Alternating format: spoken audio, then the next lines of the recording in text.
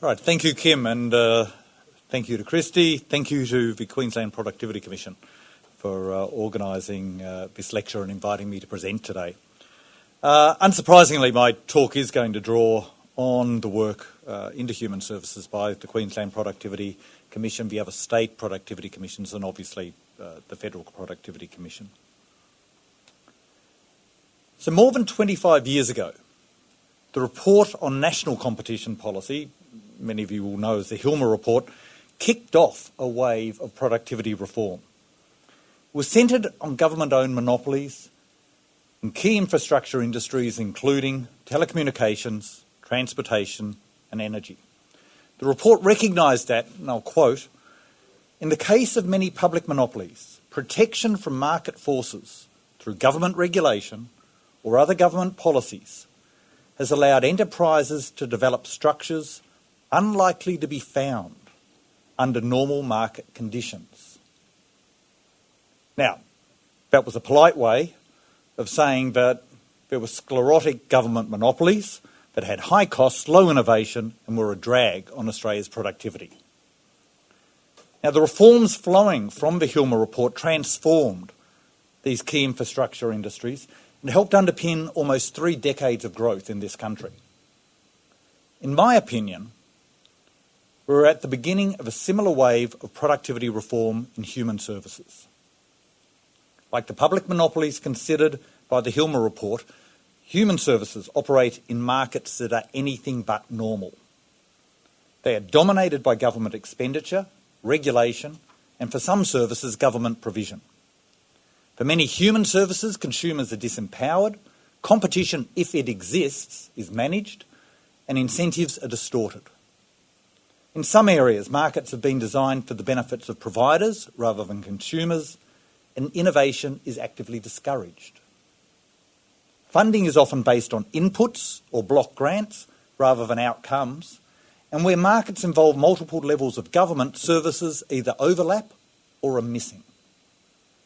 Now, in this talk, I will briefly outline why productivity reform to human services is important, why it is needed, some lessons for system-wide reform, and the potential benefits that can be gained from that reform.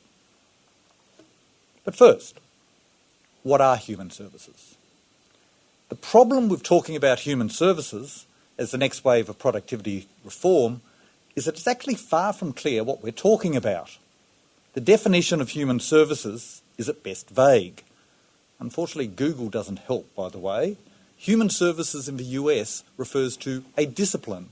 It refers to lots of training courses. At least in Australia, the term human services, we're actually referring to a group of services. The problems are, which ones? Now, unfortunately, that answer is unclear. The 2015 Competition Policy Review, chaired by Professor Ian Harper, doesn't help much. So Ian said, the human services sector covers a diverse range of services, including health, education, disability care, aged care, job services, public housing, and correctional services. Now, this is a nice list, but is it the right list when we're thinking about human services? So I went to some other sources. I thought, well, the Commonwealth Government asked the Productivity Commission to look at reforms to human services. Surely it defined what we were meant to look at. Alas, that was not the case. And I'm very sad to say that the Productivity Commission did not rectify this omission in our report. Rather, our Human Services report says, the terms of reference to this inquiry do not define human services, and it does not provide a definitive list of which human services are within scope. That was very convenient because we could then choose the ones that we wanted to look at and ignore the ones that we didn't. But it doesn't help today's lecture. Today I'm going to be pragmatic. Clearly, human services is referring to a subset of government services, but which ones? Now, I'm interested in productivity gains, I'm interested in government influence, and I'm from the Productivity Commission, and each year the Commission puts out a report on government services that covers 6 broad areas: childcare, education and training, justice, emergency management, health, community services and housing and homeless. So if we're going to define human services by a list of services to the community that centre around government, then that list is as good a starting point as any other. So at least for this talk, human services will be defined by those 6 areas. Why do these services then matter from a productivity perspective? There are at least 4 reasons why we care about this list of services. First, these services are a substantial part of Australia's economic activity. Even if we exclude housing, these services make up around 20% of our national output, with education at around 6% and health around 10% of GDP. So if we can improve productivity in human services, we're going to impact a large part of our economy. Second, these services matter for the well-being of many people. Now, this is rather obvious for services like housing, health and education. Even without government expenditure in these areas, private markets for these services would continue to exist. And indeed, those markets still exist and in some cases thrive despite government intervention and expenditure. So, for example, in education, about 1/4 of all expenditure in Australia on education is actually non-government. In health, the equivalent number is about 1/3. So people are willing to put their dollars where their interests lie, in these services. Of course, if we talk about housing, private expenditure on and ownership dominates. There's about 20 private dwellings for every social housing dwelling in Australia. Another way to see how important these services are to people is to note how they are accessed over an individual's lifetime. So as the Commission noted in its final report on human services, and again I'll quote, "Everyone will access human services in their lifetime, including children, the elderly, people facing hardship or harm, and people who require treatment for acute chronic health conditions." So we know that improving productivity in human services affects a big part of our economy, and it affects all Australians. Third, these services provide critical underpinnings for our society. In 2018, the Productivity Commission did a report into inequality in Australia, largely to try and address the dialogue that was coming from overseas about growing inequality. You can go back and look at that report if you like. Don't believe US and European dialogue when you come to Australia. But one of the interesting things in that report is that it showed that in-kind transfers, which are basically human services, significantly reduce the level of inequality in Australia. So technically, they reduce the Gini coefficient of inequality from about 0.25 for private consumption to around 0.2 for final consumption. So to put that in context, we found that human services, these in-kind transfers, have a larger impact on reducing inequality than our progressive income tax system. So the third reason is, if you're interested in equality in Australia, human services are an important place to look. Improving productivity in human services will help to reduce inequality. Finally, despite the significant levels of private expenditure in each of these services, they each involve substantial amounts of government expenditure, and in each case, government is intimately involved with the production and the consumption of the service. So the nature of a service fundamentally changes when over half of the expenditure on the service is derived from the government. But that's the case in each of these human services. Who gets the funding and how they're allowed to use it matters. Put simply, if we want to find productivity gains for Australia, looking at a set of services that make up around 1/5 of our output, are consumed by a wide variety of people, are particularly important for those struggling, and have a high level of government involvement, that's a pretty good place to start. Human services fits these criteria. So what are the problems? Human services markets face a range of distortions that limit productivity and effectiveness. These differ between services. However, they fall under 4 broad categories. Failure to define what the service is meant to achieve, failure of service design to achieve the desired objectives, failure to implement designed service effectively, and failure to measure service outcomes. And to avoid me having to say failure so many times throughout this talk, I'm going to summarise that. Put simply, objectives, design, implementation, measurement. I'm going to come back to those four issues as we go through this talk. Let's start with objectives. The objectives for human services can be unclear. Now, at a high level, the objective is often easy to state. We want user choice in medical services. We want to have world-class education for our children. Or we want, as the QPC found when looking at correctional services, we want community safety.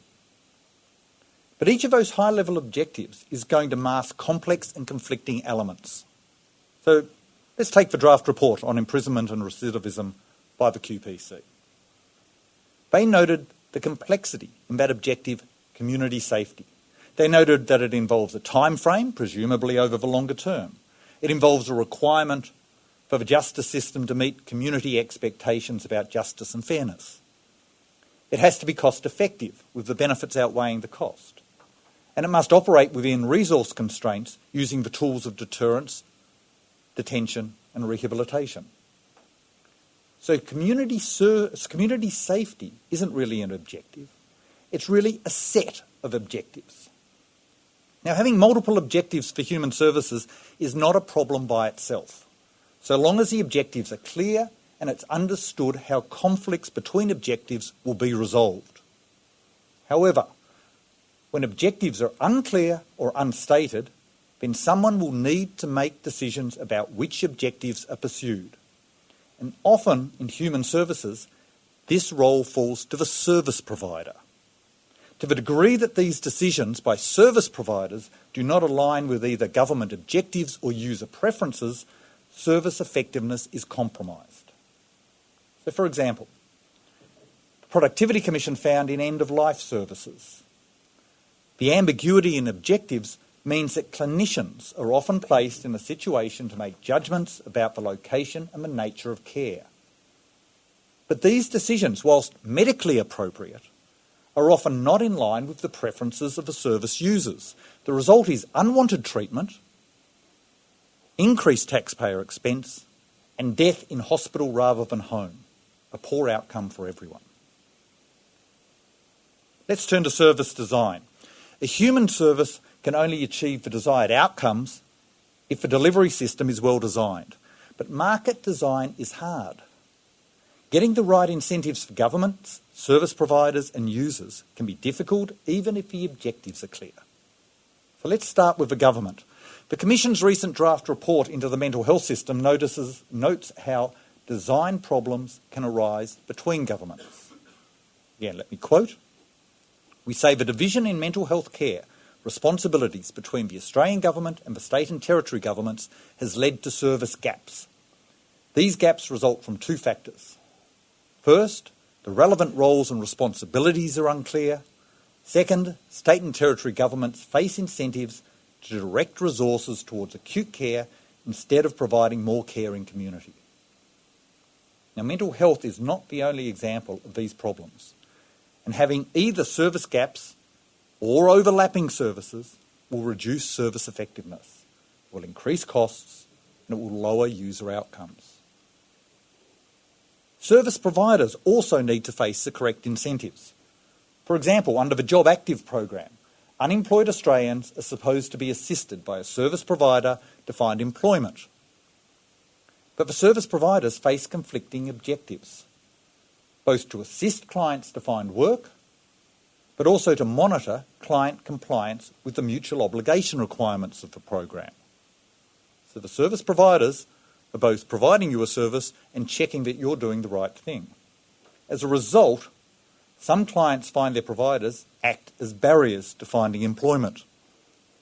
They were polite words put out by a Senate inquiry for some pretty egregious behaviour, quite frankly, by some of those service providers who know they are in a position of power over the people they're meant to be serving. You don't like what I'm doing, I might be reporting you to the government that you're not following your mutual obligation requirements and you have your benefits cut off. not a great way to empower consumers.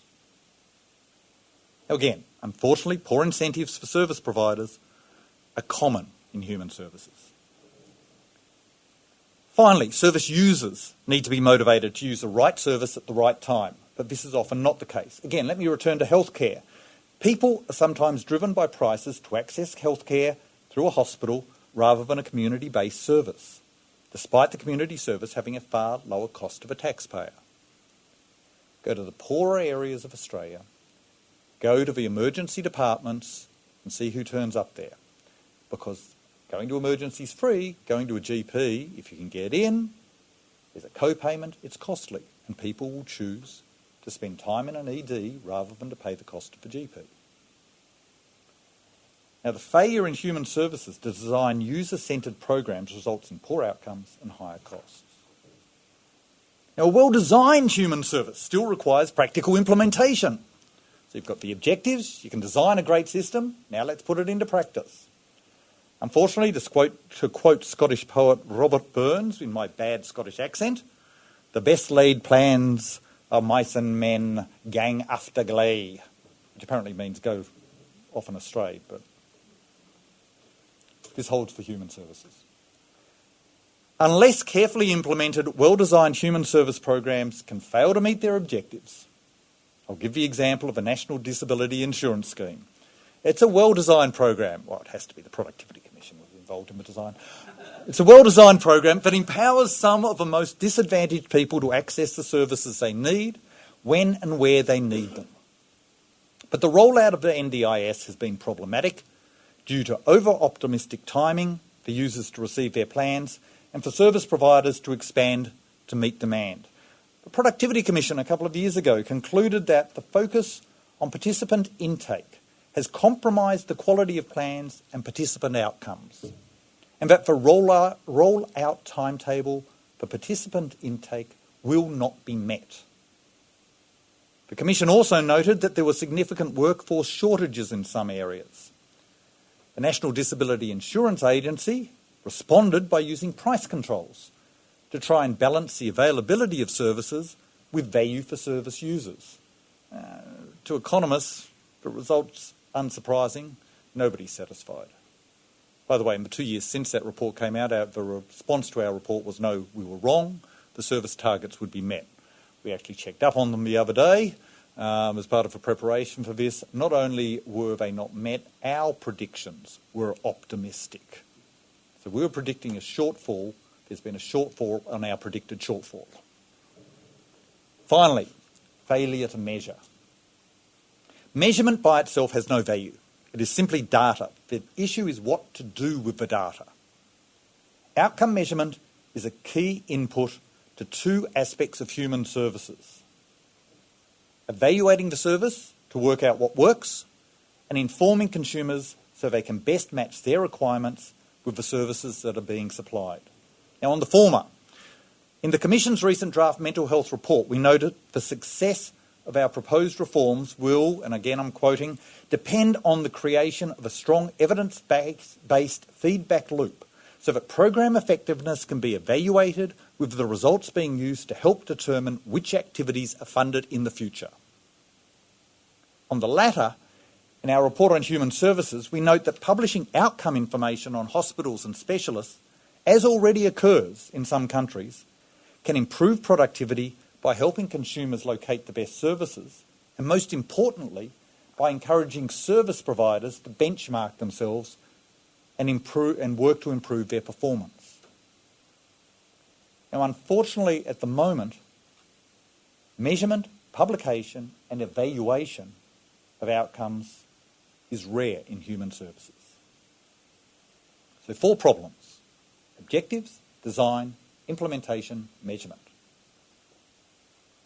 Now, it'd be really nice if I could say, hey guys, here's the simple formula to address these problems. We can raise productivity in 20% of our economy. Unfortunately, there is no simple formula.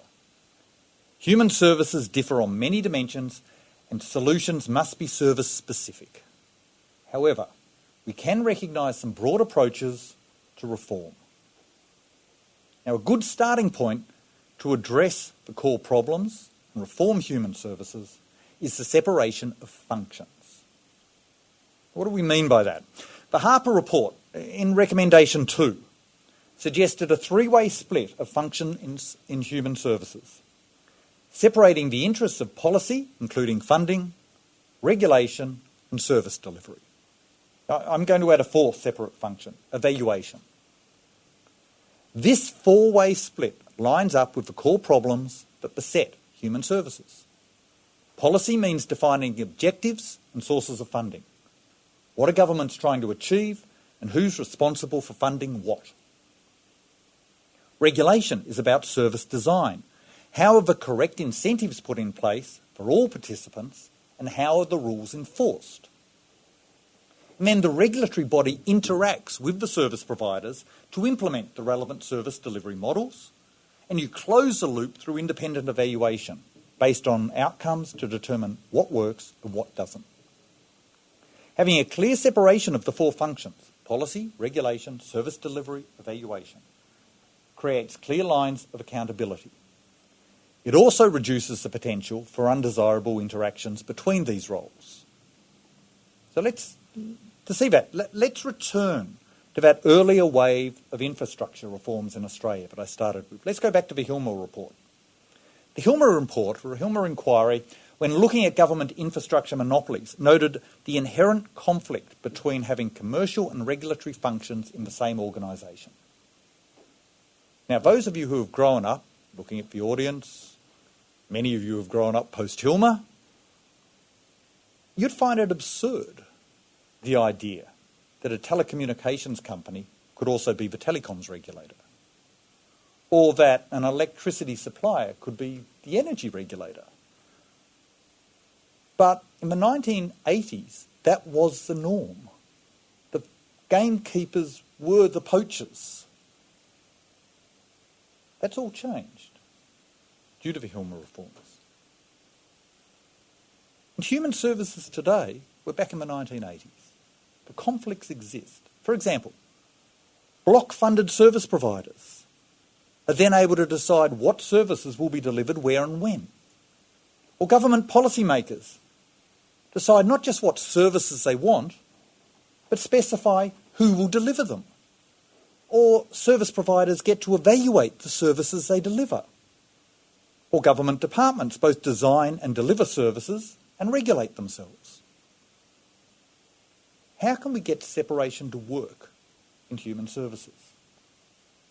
Now again, I said service by service, and I'll refer back to the Commission's draft report into mental health, because we recommend a clear separation of these functions. Policy is the role of government.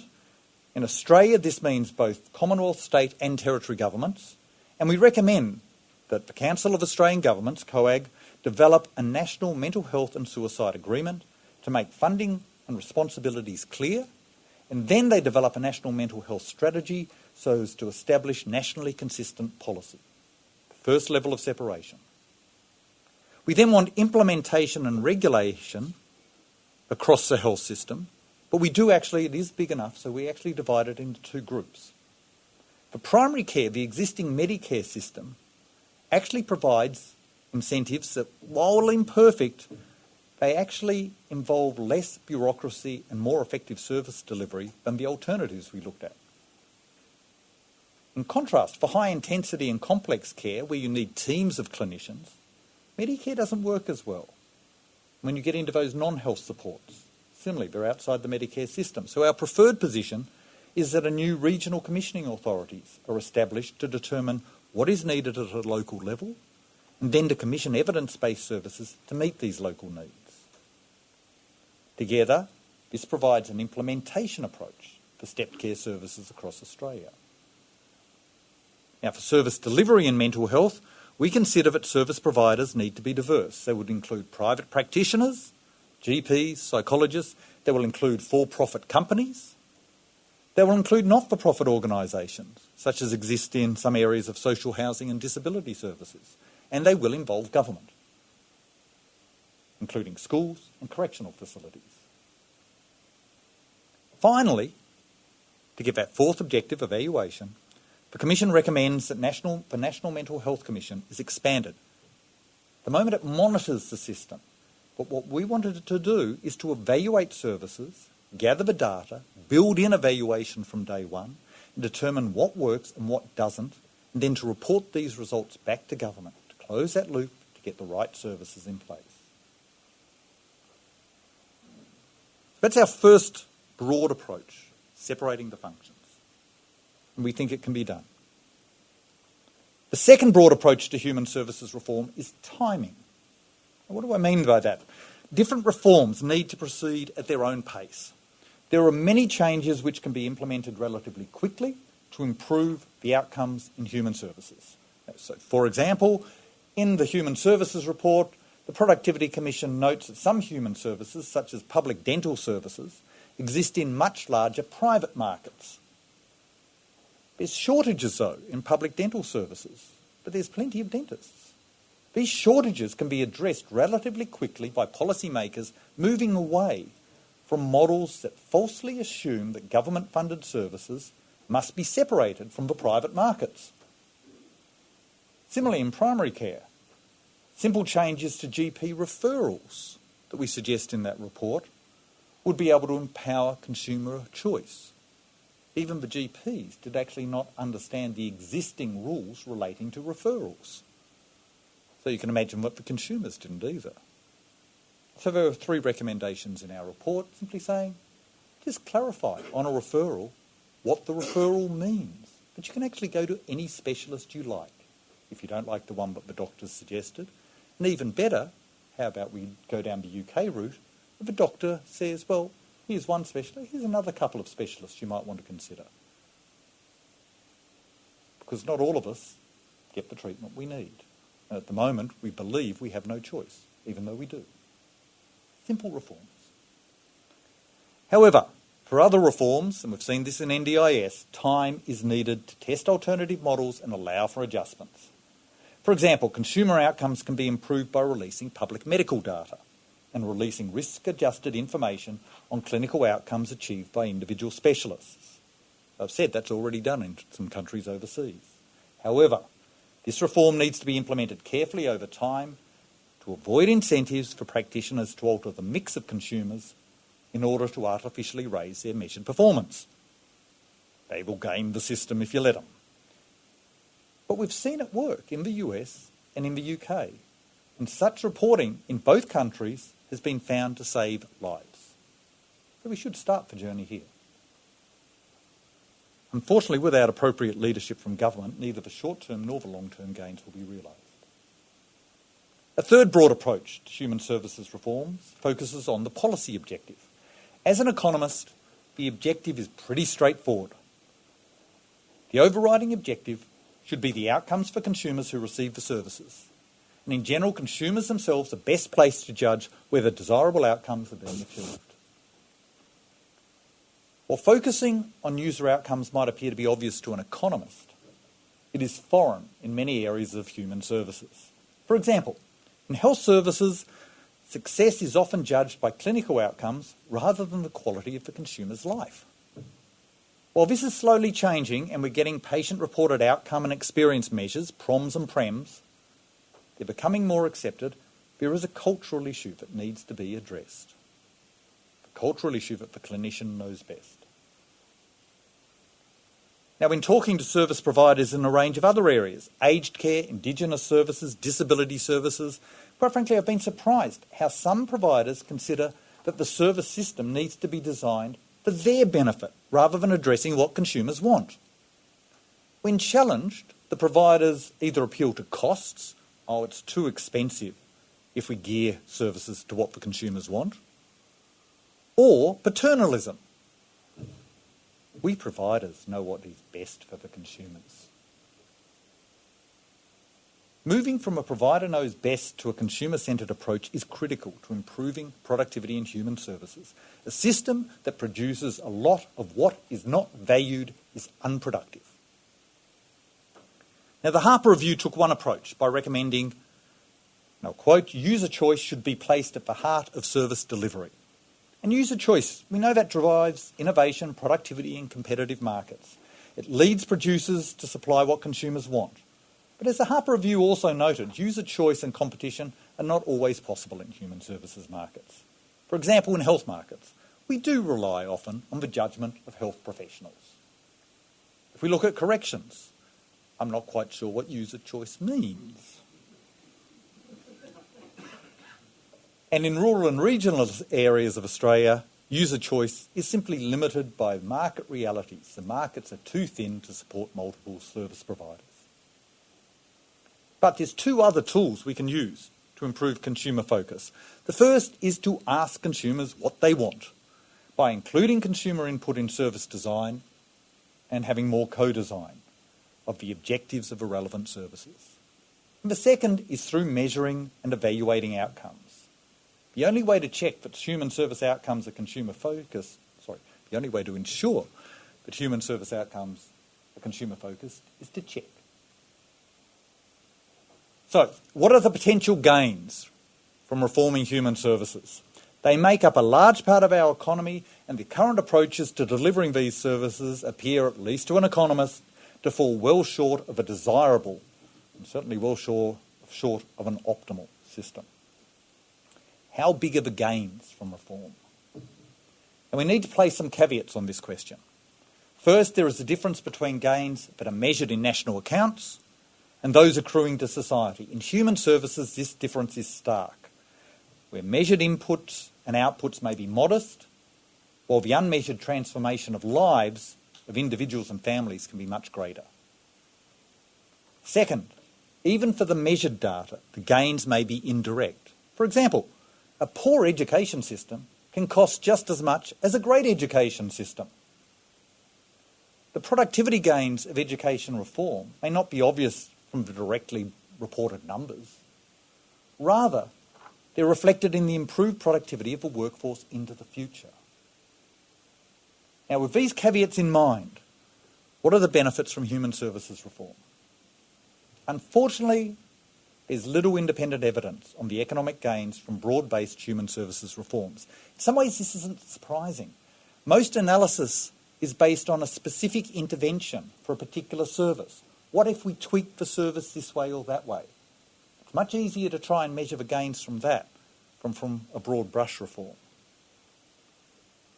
And even where we consider broader reforms, we've got to be very careful when bringing it into the Australian context. As an example, in 2009, when chair of President Obama's Council of Economic Advisors, Christina Roma, who I think is now a professor at Stanford, she estimated that slowing the growth of healthcare costs in the US by 1.5% would increase US real output by 2.5% per year by 2020 and by 8% by 2030.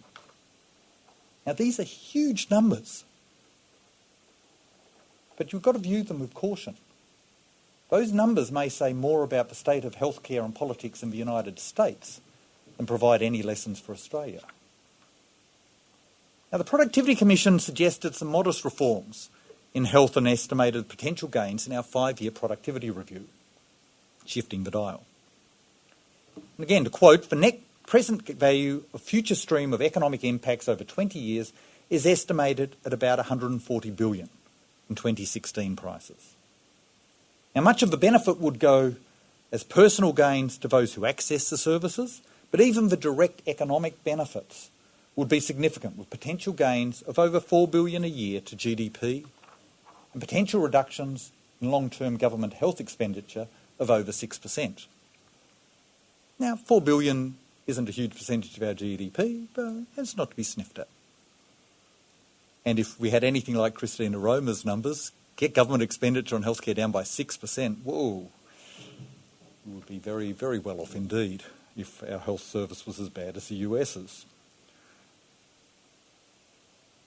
With broader reforms, though, the gains are likely to be much higher. And so let me again turn to our draft mental health report, where we estimated conservatively, and I want to stress that, but the number will not go down in final report. We were very conservative. When in doubt, we cut, because you do not want a high number reported at draft that then comes down in final. But even so, We estimate the cost of mental illness to Australia is around $180 billion per year. That's around 10% of our measured GDP. Now, most of that is not GDP, but even the GDP element was $50 billion as direct economic cost of reduced productivity. Even reducing this economic cost in one part of the health system by 10% would lead to a $5 billion per year gain to the economy. Now, we haven't measured at the draft stage the net gain from our full reform program. But even so, the inefficiencies are stark, and the benefits of economy-wide reform in mental health will be in the tens of billions of dollars over the longer term. Now, when the Industry Commission examined the potential gains from national competition policy reforms, the HILMA reforms, it estimated that, again I'll quote, in the long run, once all adjustments have taken place, there would be an annual gain in real GDP of about 5.5%. Judging by the mental health system, broad reforms to improve human services could lead to similar gains and potentially to much greater gains when we consider the benefits to the lives of people in Australia. So in conclusion, human services make up around 20% of the Australian economy. They are ripe for reform. Now, it's going to take effort, including coordination and cooperation across different levels of government. It will require careful planning, including making sure that systems are robustly designed and implemented carefully. And it will require increased consumer involvement, either through expanding user choice or through co-design. It will require clear outcome objectives, and data will need to be collected and assessed to make sure these objectives are being met. In other words, human services needs reform across the four dimensions: objectives, design, implementation, measurement. These reforms won't be easy. There are vested interests who will fight reform. One of the things that I did that wasn't mentioned in the intro, I was chair of the Inquiry into Pharmacy Remuneration and Regulation. Vested interests will fight reform. But this was the case in the reforms to infrastructure following the HILMA report. And just like that earlier wave of productivity reform, there will be mistakes. But that is not a problem where the reforms are robust and where mistakes are recognised and rectified. And as with earlier wave of reforms, human services reforms are worth it. Not only will they raise our measured productivity, they will significantly improve the lives of most Australians. Thank you.